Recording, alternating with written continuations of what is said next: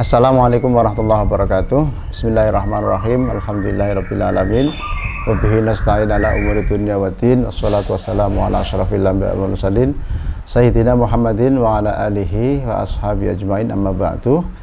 Saudara sekalian yang saya hormati, pada kesempatan kali ini kita akan melanjutkan hikmah yang ketiga. Tapi sebelum kita memulai membaca, kemudian baik membaca matan, kemudian membaca syarah Asy-Syarqawi, juga memberikan penjelasan-penjelasan yang dikira perlu untuk dijelaskan, ya, kita mereview kembali dua hikmah sebelumnya yang sudah kita utarakan pada pertemuan yang lalu, bahwa satu kata kunci yang perlu kemudian kita pegangi adalah asas proporsionalitas, di mana nasihat yang pertama menekankan arti pentingnya amal sebagai wasilah, ya, amal sebagai piranti, dan sangat tidak disarankan kemudian kita berpegangan hanya kepada amal, ya, karena yang pantas untuk dipegangi adalah Allah, karena Allah lah yang kemudian memberikan segalanya kepada kita. Kemudian yang kedua, ya, simpulan dari apa yang sudah kita perbincangkan pada pertemuan sebelumnya adalah ada dua posisi, ya, di mana posisi itu tentu berpulang kepada masing-masing kita, begitu ya. Apakah kita sebagai seorang yang memang berada dalam posisi sebagai orang yang rajin beribadah, atau bahasa tasawufnya adalah ahli ibadah, ataukah yang kedua sebagai murid, ya, orang yang menghendaki wusul kepada Allah. Nah, dalam konteks itu, ya, ada dua istilah, ya, terminus teknikus yang dipakai oleh Ibnu Athaillah, yakni yang pertama adalah tajrid dan yang kedua adalah asbab. Tajrid itu asal bahasanya secara etimologi adalah sepi, menyepi, begitu, mendiri, hanya semata-mata memanfaatkan waktunya untuk Allah, begitu ya, dan meninggalkan semua urusan keduniawian. Sementara kemudian asbab adalah posisi di mana orang ini memang memiliki, ya, tanggung jawab, kemudian keterikatan, sekaligus juga aktivitas-aktivitas yang sifatnya duniawi, tetapi dengan aktivitas-aktivitas duniawi ini dia ternyata masih memiliki kenyamanan untuk bisa melaksanakan ibadah kepada Allah sekaligus mendekatkan diri kepada Allah.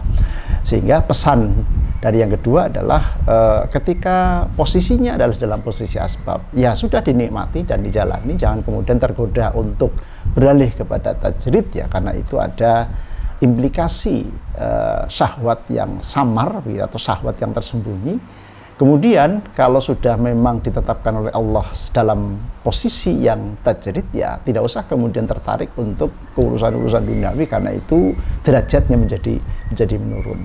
Nah, ini sebagai apa, ya, prakondisi, ya, kalau menurut saya sih, bagaimana kemudian penataan hati, ya, manajemen hati ini betul-betul bisa dilakukan oleh orang yang ingin mendalami pengetahuan tentang tasawuf, sekaligus juga mengamalkan ajaran-ajaran tasawuf di dalam rangka memanage hati, memaintain sekaligus mengembangkan ilmu rasa dan mengembangkan mata batin atau basirah. Sehingga kemudian yang ketiga, begitu ya, ada hikmah yang sangat pendek kalimatnya, atau pendek kalimatnya, ya, sawabiqul himam la takhriqu aswarul aqdar. Saya sudah sampaikan dalam perjumpaan sebelumnya bahwa antara hikmah ke-1 sampai dengan ke-6 ini saling berkelindan, hanya aksentuasinya yang berbeda atau fokus yang berbeda, tapi arahnya adalah bagaimana kemudian kita sebagai seorang hamba memiliki asas proporsionalitas tadi itu.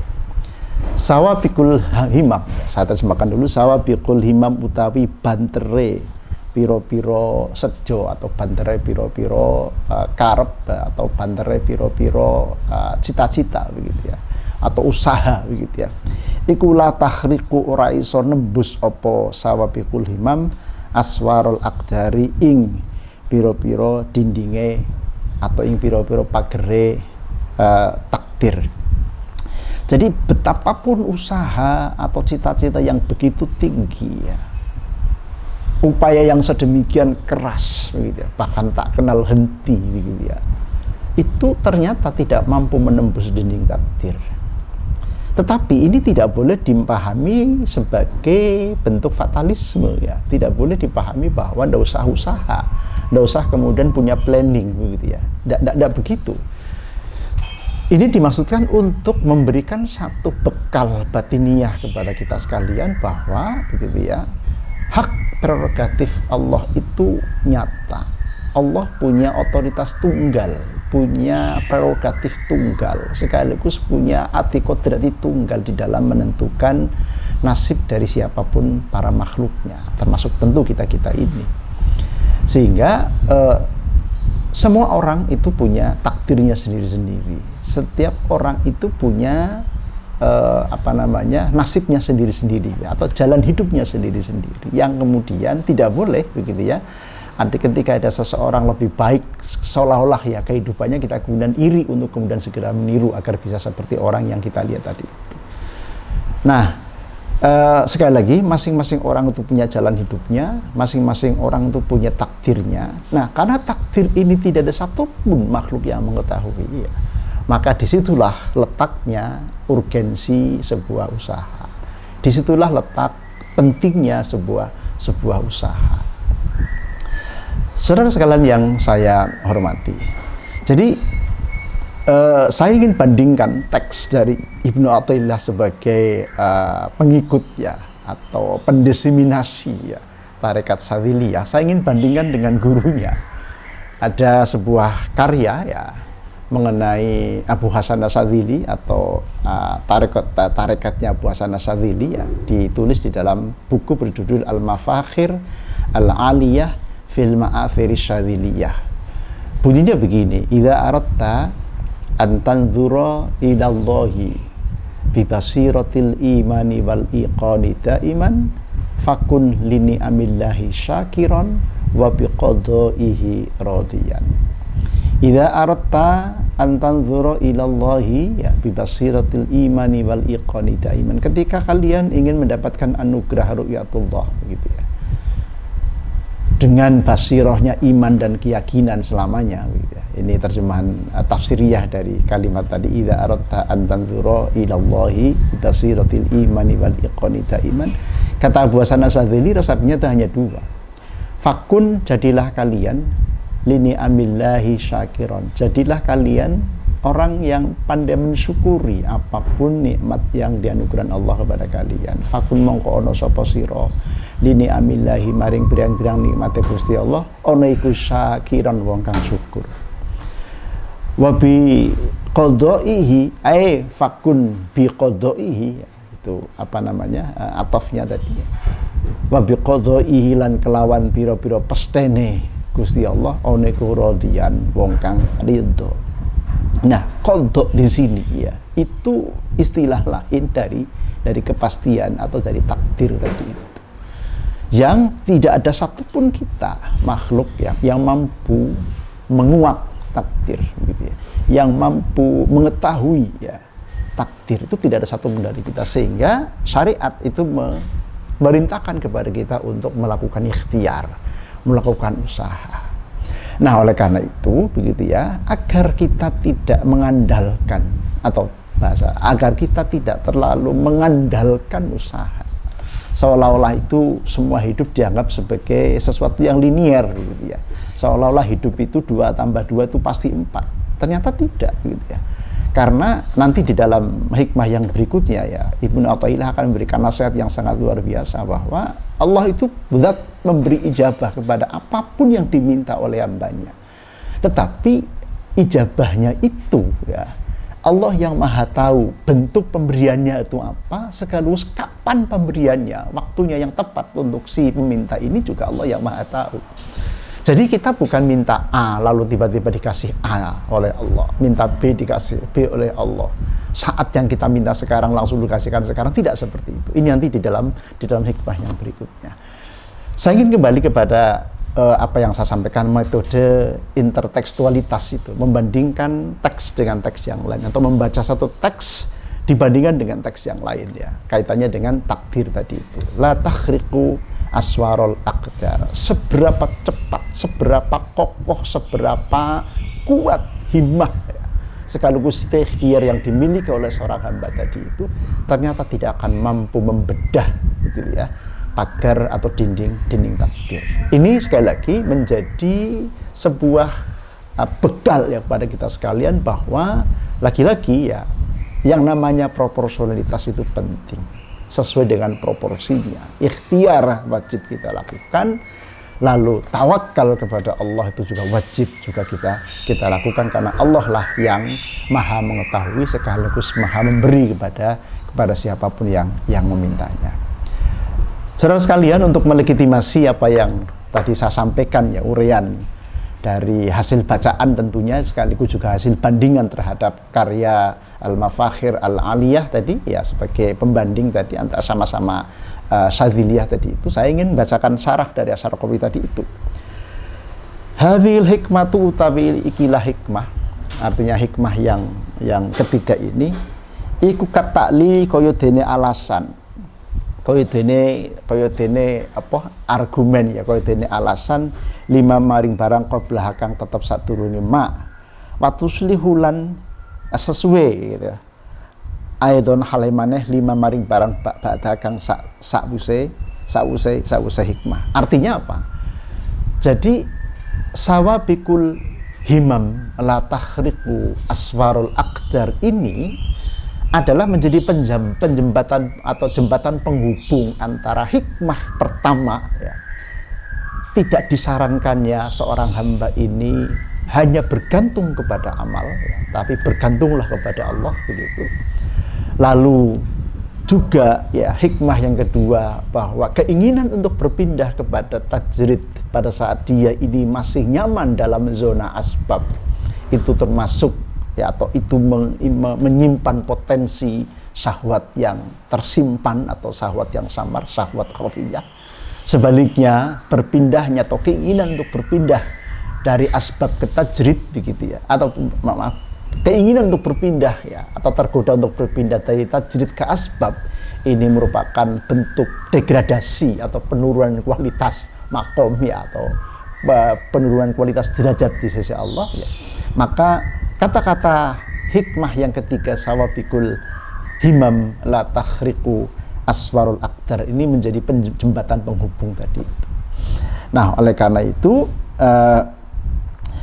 saya bacakan lagi berikutnya untuk menambahkan keterangan dari syarih begitu ya.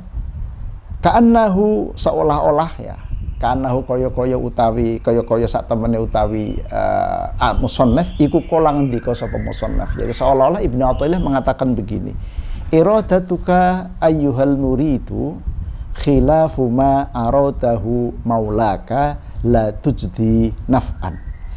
Iradatuka utawi oleh karep sira ayyuhal muridu he wong-wong kang padha ngarepaken wusul maring Gusti Allah iku khilafu ma nulayani barang aradahu kang wis ngarepaken atau kang wis ngersakaken hu ing mak sapa maulaka bendaranira. Jadi seolah-olah ya tafsir dari apa namanya jembatan penghubung dari sawabikul himam la takhriqu aswarul aqdar ini seolah-olah Ibnu Athaillah itu mengatakan bahwa yang kamu maui ya ternyata itu berbeda dengan yang dimaui oleh Allah gitu. Jadi ternyata yang kalian kehendaki itu berbeda dengan karakter Gusti Allah ya, begitu itu ya. Jadi apa namanya, kita tidak boleh kemudian disi kerso. Itu message yang hendak disampaikan.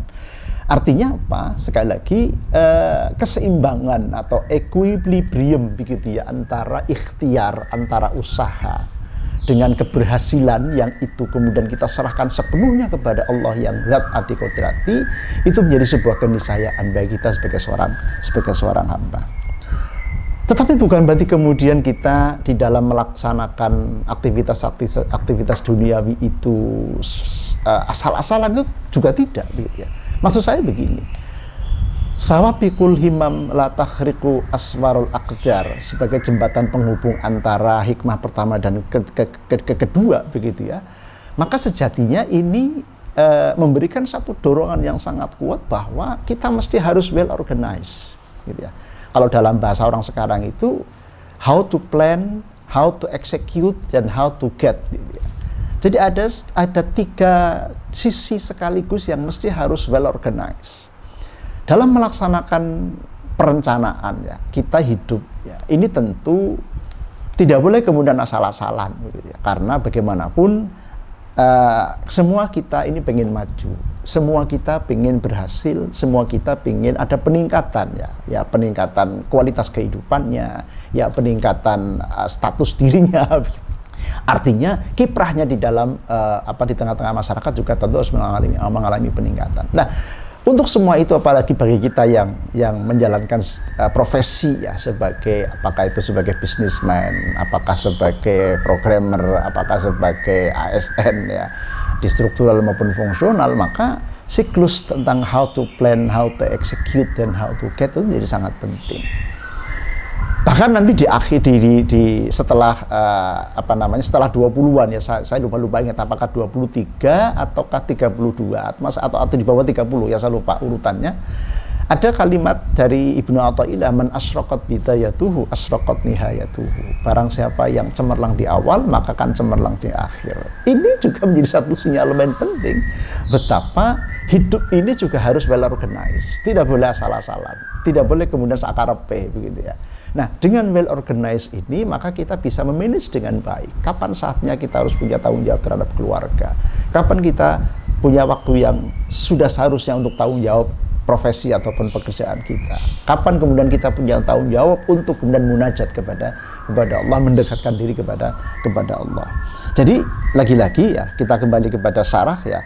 Iradatuka ayyuhal muridu khilafu ma aradahu maulaka.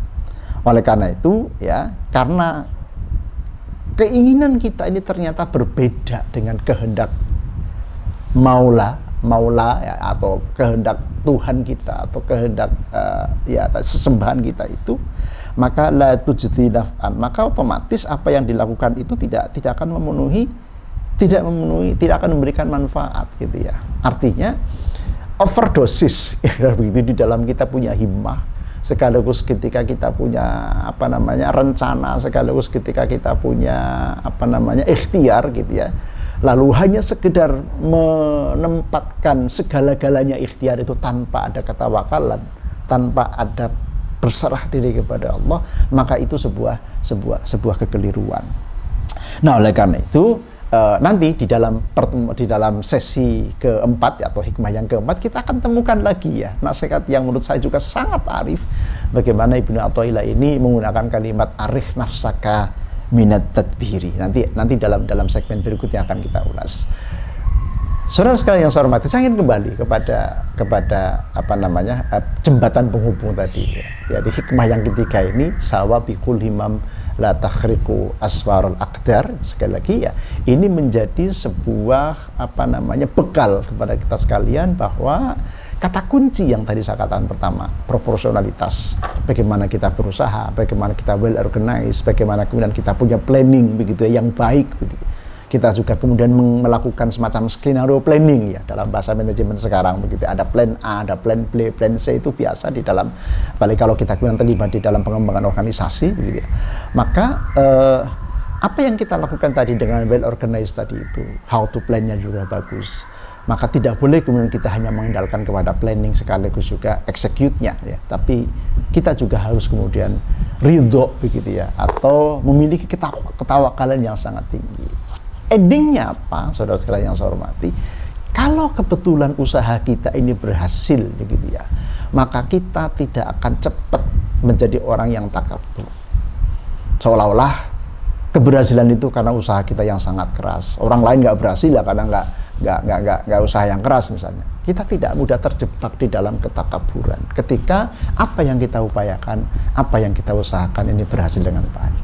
Sebaliknya, kalau yang sudah kita upayakan luar biasa, usahanya tidak kenal putus begitu ya, tiba-tiba kok tidak berhasil, kita pun tidak mudah untuk menjadi orang yang putus asa. Hikmahnya sebetulnya di situ. Jadi lagi-lagi seperti yang saya sampaikan dalam pertemuan sebelumnya, tasawuf ini adalah kajian ya, atau mengajarkan kepada kita tentang ilmu rasa tadi itu, tentang bagaimana kita memanage batin, istilahnya mengasah mata batin atau basirah kita untuk bisa menangkap hal-hal yang sifatnya maknawi, ya, tidak semata-mata indrawi atau hissi, tapi juga pada saat yang bersamaan kita ini akan mampu yang menjaga keseimbangannya.